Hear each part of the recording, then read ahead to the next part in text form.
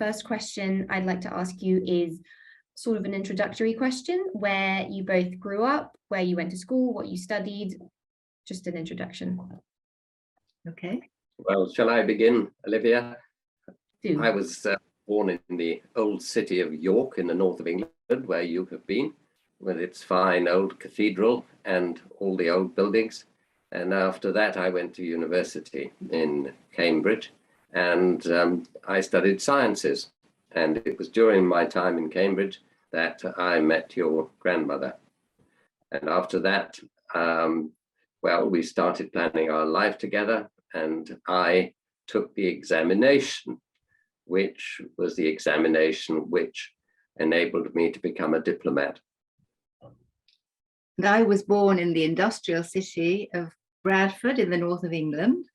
And I went to university, and we got to know each other at university. And we got married immediately after our final examinations and went to live in London. And I worked as a journalist for a woman's magazine for a year until the posting came through. Our first posting abroad came through.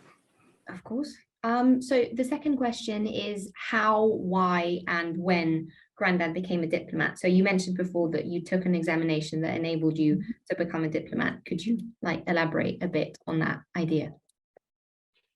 Well, it was an established system in England that to become a civil servant of any kind, to work in the finance ministry or to work in the foreign office, you had to pass an examination.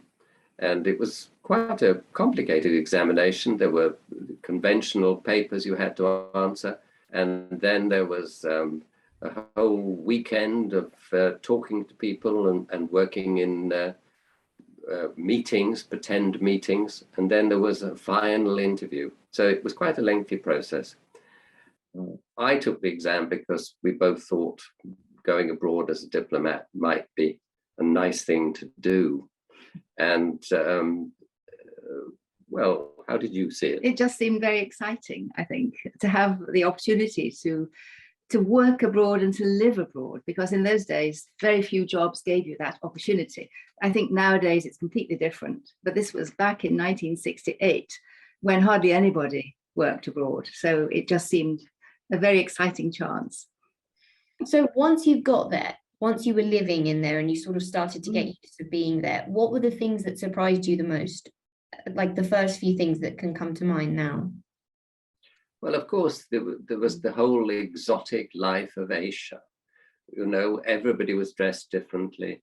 The men wore what we called shalwar kameez, it's a sort of long shirt and baggy trousers. And the women wore loose clothes. When they were smart, they wore the beautiful saris, you know, which is just a long piece of cloth wrapped around them. And then there was lots of poverty. It was very dusty. It was very dirty. Lots of flies. And of course, above all, the heat. The climate was completely different from anything we'd known. I think that one of the main things was just, it was hard work doing the basics of living. Of course, you did have the servants to help, but the servants needed to be told what to do. But you couldn't just go to a shop. You couldn't just decide to go for a coffee round the corner. It just wasn't possible. You had to plan everything in advance. And if you wanted things, and we had not thought of ordering things before we left England, you had to write letters. You had to wait until the things you wanted were packed up and sent to you. And it took weeks or months. So you had to do without things until they came. So and in fact, we had to wait for our car. We had to wait about 3 months, so we had no car. But somebody lent us one. We were lucky.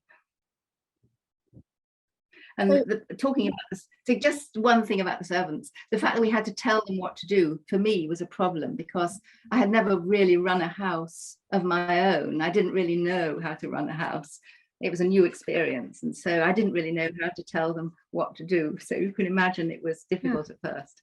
Well, we talked about before, I mean, this is really just a follow-up from before, like the biggest differences between living in England and living in Pakistan. You mentioned that you lived in London and then in a small flat, and then you moved into this big house and you were expected to do all these things and hold all these parties and stuff. So a bit more, if you could go into a bit more detail about that. Well, we had to get to know as many Pakistanis as we could, because this was part of getting to know the country, and we were there as diplomats to get to know the country and to represent our country. So we did have dinner parties with Pakistanis and other people from the embassy, from our embassy, and also people from other embassies. And we would have big dinner parties, or big buffet suppers, we called them, because everything would be put out on a table and everybody would take their place and go around and help themselves. You know, because you could entertain more people that way. And it was only possible because we had a house full of servants, and this was the same for everybody there. We were all able to entertain on this grand scale, because we had the servants. And so we got to know a lot of people as a result, and it was a very busy social life, which was interesting and tiring also, because we were out so much. Grandad, you wanted to talk about you wanted to elaborate on your social life while you were living in Pakistan, and what you did and what you couldn't do because you didn't have a chance. Well, our job was, we were all constantly told to represent our country. And it sounds very odd, but in a way it was absolutely correct, because we're back in a country and at a time when people had no opportunity to see or meet people from other countries, very largely, because the distances were too far, because it was too expensive to travel, because there was nothing like the amount of television, still less the internet coverage there is now. So if you met somebody from a country, then they represented that country for you. So it was our job to get to know Pakistan and to represent Britain. And if we just sat at home, we wouldn't be doing that. And in any case, there was nothing much to do at home, because there was, you know, just talking to each other, and that wasn't the point. So we all, and there was a community feeling among the younger diplomats. You know, you talked about your colleagues, and they were colleagues, and some of them became friends, as Nana has mentioned. You had to get out and about. So what did you do? Well, there were no coffee bars. There were certainly no bars, because alcohol is not acceptable, except in private, I'm afraid, in Pakistan at that time. And there were no cinemas you could go to regularly, no theatres, and so on. So what you had to do was very largely go to each other's houses. You might go for tea, you might go for dinner, you might go for a musical evening. Nana played her violin and joined in a musical group, or you might just go to listen to records, you know, and there were records on a record player. And there was a lot of sport. People liked meeting up to play tennis or go swimming and so on. And that was a very large part of the way you had to spend your time. And the advantage was you did meet people, you did exchange ideas, you did gradually extend your understanding of what life was about.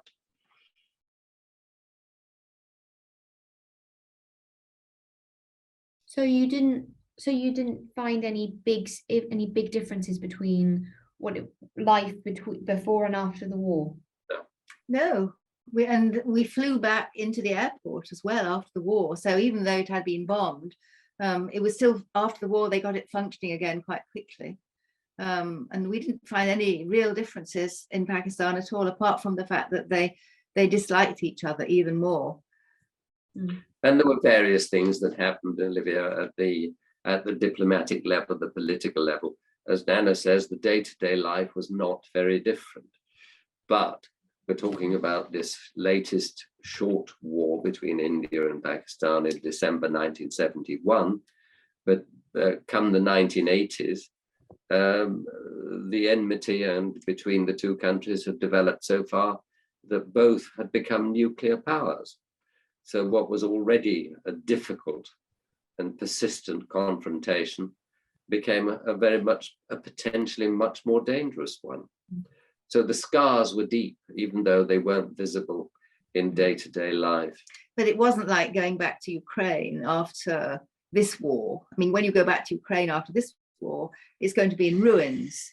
And people who went back to Syria after the war in Syria recently see nothing but ruins. But it wasn't like that in Pakistan because it was a short war.